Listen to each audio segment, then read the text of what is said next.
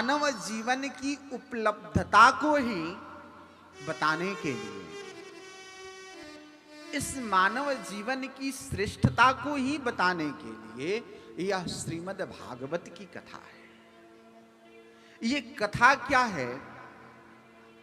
ये कथा हमें और आपको भगवान के चरणों से जोड़ती है। जो जोड़ दे कथा वही श्रीमद् भागवत की कथा है। ये कथा करती क्या है हमारे और आपके जीवन में? जैसे आप अपने घर में नित्य झाड़ू लगाते हैं, साफ करते हैं। कुछ दिन आप अपने कमरों को बंद कर दो, आप उसमें झाड़ू न लगाओ, तो कुछ दिन के बाद स्वतः ही गंदगी भर जाती है। जब आप खोल के सफाई करेंगे तो बहुत सारी गंदगी उस कमरे से निकलेगी। ठीक वैसे ही यह मानव शरीर जो है ना, यह मानव शरीर भी एक कमरा है, एक प्रकोष्ठ है। और इस मानव शरीर की सफाई कैसे होगी? कमरे की सफाई तो आप झाड़ू लगा करके कर सकते हैं, पोछा लगा करके कर सकते हैं, लेकिन इस मानव शरीर की सफाई की व्यवस्था क्या है? तो बाह्य सफाई तो अनेक प्रकार के आप भौतिक वस्तुओं के द्वारा कर सकते हैं, लेकिन मानव के अंदर हृदय की सफाई कैसे हो? तो उसके लिए आचार्यों ने कहा कि देखो, यदि अंदर हृदय की सफाई करनी हो तो इति नृप निर्णीतम हरेर नामानुकेवलम। यदि आप अपने मन को साफ करना चाहते हैं, यदि आप अपने हृदय को साफ करना चाहते हैं, तो आप अपने जीवन में कृष्ण नाम की झाड़ू को ले लेना और भगवद प्रेम की पोछा को ले लेना, और अपने हृदय में जब आप उससे लगाओगे तो आपका हृदय साफ हो जाएगा, आपका मन साफ हो जाएगा। और जब मन और हृदय साफ हो गया तो भगवान साफ हृदय में विराजते हैं, भगवान साफ मन में विराजते हैं। कोई मन से यह विचार करे कि देखो, भगवान को पाने के लिए बहुत अनेक प्रकार के प्रयत्न करने पड़ते हैं, तो ऐसा कुछ भी नहीं है। भगवान को पाने के लिए केवल सरल बन जाना है, सीधा बन जाना है। और गोस्वामी जी तो यहां तक कहते हैं कि देखो, निर्मल मन जन सो मोहि पावा। निर्मल मन जन सो मोहि पावा। मोहि कपट छल चित्र न भावा। निर्मल मन जन सो मोहि पावा। मोहि कपट छल चित्र न भावा। निर्मल मन जन सो मोहि पावा। मोहि कपट छल चित्र न भावा। गोस्वामी जी कहते हैं कि देखो, भगवान को पाना हो, श्री राधे श्री राधे, भगवान को पाने के लिए बहुत ज्यादा प्रयत्न नहीं करना है।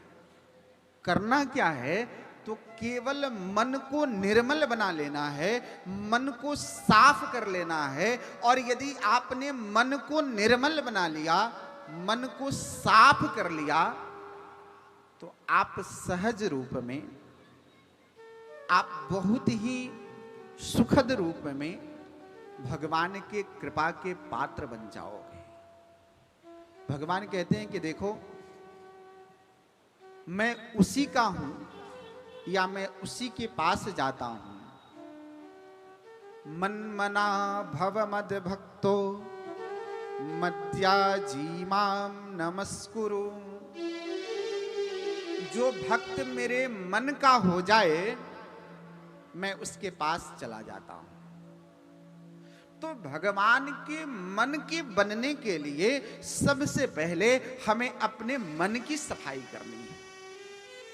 मन की सफाई करने के लिए हमें करना क्या होगा, क्या यत्न करना है, क्या प्रयत्न करना है मन को साफ करने के लिए? तो एक संत बहुत अच्छी बात कहते हैं कि देखो, यदि मन को साफ करना हो तो पहले प्राचीन काल में सफाई करने के लिए निरमा पाउडर नहीं हुआ करता था। तो उस समय लोग बर्तनों को साफ करने के लिए बर्तन को चूल्हे के ऊपर रख देते थे और उसमें जल डाल देते थे। तो आग से जो है वह बर्तन गर्म होता था, उसमें रखा हुआ जल गर्म होता था और फिर मिट्टी डाल करके उस बर्तन को मांज देते थे। आचार्य कहते हैं कि देखो, संसार में रह रहे जीवों के मन की भी सफाई ऐसी करनी है। मन की सफाई ऐसी क्यों करनी है?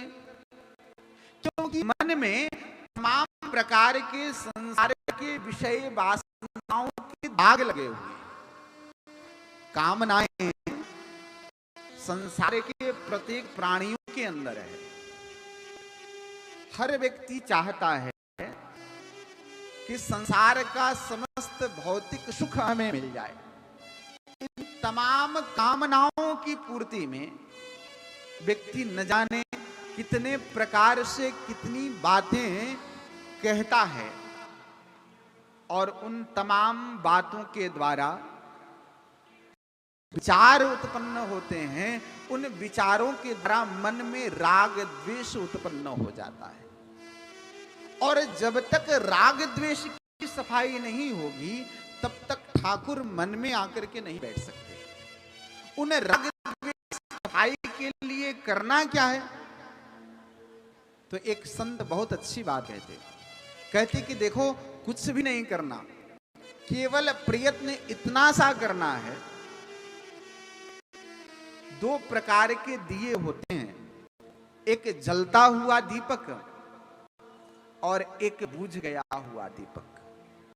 संत कहते हैं कि देखो, जो संत हैं वो जलते हुए दीपक हैं और संसार के जो लोग हैं, जो ईर्ष्या राग द्वेष प्रपंच में लगे हुए हैं, ये बुझे हुए दीपक हैं। जैसे बुझे हुए दीपक को जलते हुए दीपक से ले जाकर के सटा देते हैं तो सटते ही जो है बुझा हुआ दीपक जल जाता है। ठीक वैसे ही संसार के जीवों को कोई भगवत विरह में संतप्त जो संत हो, जो भगवान की उपासना कर रहा हो, ऐसे भगवत भक्त संतों से जाकर के और उसके चरणों से चिपक जाए तो वह जीव भी प्रज्वलित हो जाए। जब वह जीव प्रज्वलित होगा तो क्या होगा उसके जीवन में? जब भगवत विरह में जब तड़प होगी उस जीव के अंदर, तो उस जीव के नेत्र सबसे पहले सजल हो जाएंगे, आंखों में अश्रु आ जाएगा। जहां पर भी बैठकर हरि कथा सुनेगा, जहां पर भी बैठकर हरिनाम संकीर्तन करेगा, उस जीव के अंदर भगवन नाम की चर्चा, भगवन कथा सुनते ही उसके आंख, उसके नेत्र सजल हो जाएंगे।